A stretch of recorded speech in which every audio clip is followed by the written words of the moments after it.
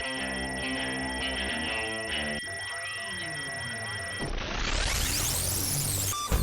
what's up, everybody? Welcome to Comic Book Club. I'm Alex. I'm Justin. I am Pete. And we've got a preview show for you guys today. Pretty exciting. Good, yeah. We're going to give you an exclusive kind of preview of New Avengers The Reunion Sort #1. of exclusive. We're also going to give you a non-exclusive preview of All Local Bands Suck Except Ours, and maybe an exclusive preview of The Age of the Sentry #6. So let's get right into it. Let's talk about get New on Avengers The Reunion #1, detailing the reunion of Mockingbird and Hawkeye. Yeah, finally got back together. What do you guys think about this issue? Great to see kids in love. Spoiler-free, mind you. Indeed. Well then screw that. Oh. No, I just thought it was it was a fun kind of reunion. I felt like it wasn't like Would you it say wasn't it was typical. new and they avenged a bunch of things? Screw you. No, I just feel like the kind of exclusive part is we only got to read the title. Yeah. no, I just feel it wasn't like a lot of times when a union, one person hates the other one, or like they I like miss your you class so much. reunion where everyone Screw hated you. But I just feel that it was done in a fun way with some flashbacks, flash forward, and then a great kind of like fight thing where they were both fighting, and then nice little twist at the end. I thought it was enjoyable. It's interesting where this fits into the continuity, though, because in the New Avengers, Hawkeye and Mockingbird are on the team together. So I don't know quite where it does. I thought the art was really nice. This really is very reminiscent of Green Arrow, Black Canary. Almost identical. I wouldn't say that. No, I mean, no. I see what you're saying, but it's a little more contentious than that, and certainly it's more about Hawkeye, Clint, or whatever you want to call him. I'll call him Hawkeye. Ronin? Yeah, Hawkeye. It's Hawkeye and Mockingbird finding their place in the world now that she's come back after being gone for so many years. I'm not crazy about the place that Mockingbird is in. Right. In general. Yeah. That being said, there's our catchphrase. That being said, Jim That's your McCann, I catchphrase. do think, deals with the place that they're in, Jim McCann being the writer, Yeah. Very well. And he writes it very well. He writes the relationship It stuff is very the well. relationship. Yes, and that's nice. The best thing about the issue, I would say, is it's really great to see them back together again. I'm a big West Coast Avengers fan. Me too. So it's a fanboy thing. Reading know. this, definitely. And I, certainly after reading the first issue, I'm looking forward to it. I'm definitely on board. I felt like it got a little muddy with the whole, I've been gone for so long, the scrolls, and these cell A lot of phones are continuity crazy. in there. It was just like, that part was a little muddy for me, but I enjoyed the action. What if you were gone for 15 years? I would be like, these crazy cell phones, I don't know how to use them. Well, you barely So know how to you use would them anyway. turn into Seinfeld. Yeah. What is the deal? What? Great. Well, I would say pick this up, Yep. Yeah, when it comes out. which is tomorrow. So pick that up. Cool. Thank you very much to Marvel and Jim McCann for getting this. Yes, so that I it was just very compromise nice. all our journalistic integrity. Nah, we don't have any anyway. Sweet. Speaking of which, let's move on and talk about All Local Bands Suck Except Ours, which is from our good friend Porter Porter Mason. Mason, that we're going to really hammer this review. Well, Really kill it. Here's the thing. I don't think Porter Mason is a good guy, and I think this sucks. Wow. What a This is a web strip collecting Porter Mason strips that he does on the web. It's also published in alt weeklies around the nation, so you can check it out there. You can get this book at portermason.com. Basically, it deals with a local band contrasted... Like a shitty local band. Like a local really Brooklyn band. awful, shitty Brooklyn band contrasted with a big-time band who's trying to put together their new album. Reminiscent of Coldplay. Yeah. Plus, It's it deals really with the music world and the office world. I like it. It really bounces all over the place. You don't get it's not one character all the time. You get to see different worlds. It's very each strip is a little different. I really enjoyed it. It does a really good job. It's very smart.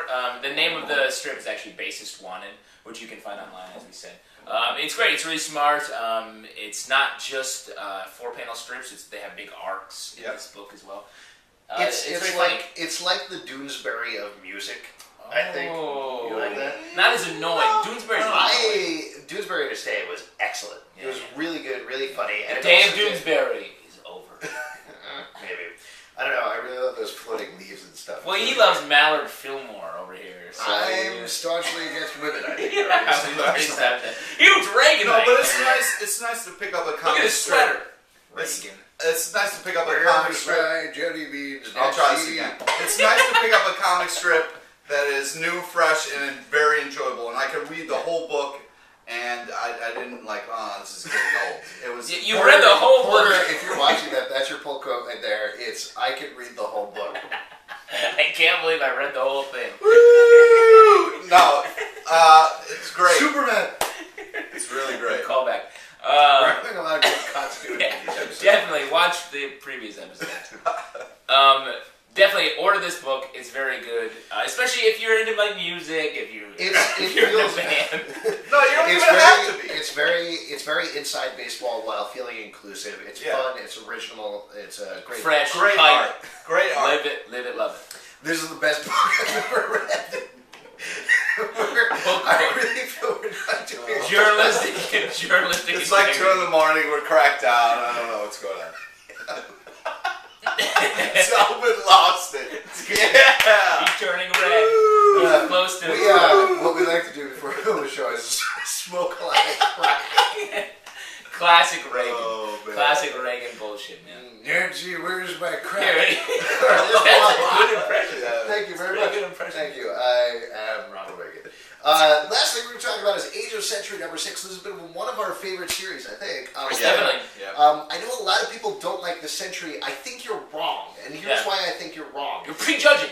You're prejudging, and I don't think you've read.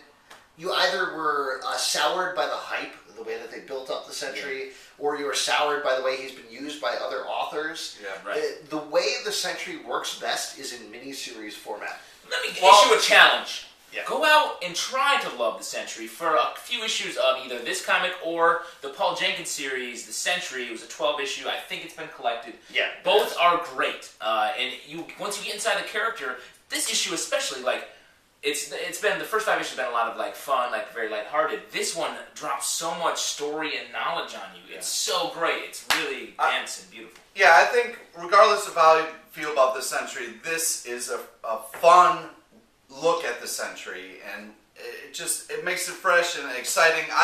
It's hilarious. This comic is old-timey fun stuff where it pokes fun at comics that happened before, and just the whole cartoony of it is just great. I don't know what I'm saying anymore, but No, I think hysterical. when you get authors that understand what the character is supposed to do, like Paul Jenkins, or in this case, Jeff Parker. Yeah. Jeff Parker understands that what the Sentry is about, more than being a Superman analog, is about heartbreak.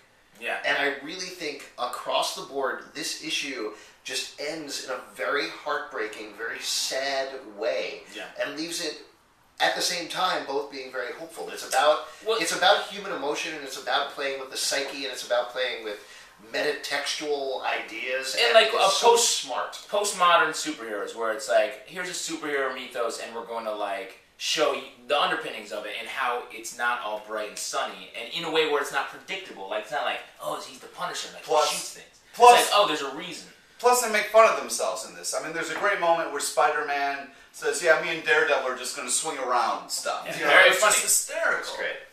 Jeff Parker knocks this out of the park. This is a great issue. I can't wait for you guys to read it. And really, like we're saying, we challenge you, just forget what you think about the Sentry. Yeah. Go and read a Sentry series, ignoring all the hype surrounding him. Yeah. Pick up this issue, even if you haven't picked up the previous 5 issues of the series. They're all kind of individual. There's just so much more to the character than the guy that holds up Morgan Le Fay and gets shot in the face, or holds up Spider-Woman and gets shot in the face and is like, try it again, miss. Like, it's just such a surface. Like, get into this and you'll see.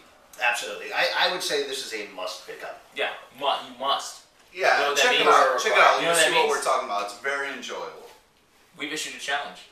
You must pick it up. If you don't like it, Pete will give you your money back. If you have a question, you can write us at thecomicbookclub@yahoo.com. You can comment below. Yeah, I want to to get rolling rock and I'm the millionaire. Well, you got to save the money to pay people their money back. Yeah. It's worth it. I like You good can beer. check out our blog at popcultureshock.com. Subscribe to our podcast on iTunes, Comic Book Club Live, and If you're in New York City on a Tuesday night, 8 o'clock, we'd love to see you at the People's Improv Theater. How come I don't have a phrase on it? Because you were that annoying asshole who used to be like, that's a bold secret. Oh, remember that? Oh, man. We bitched.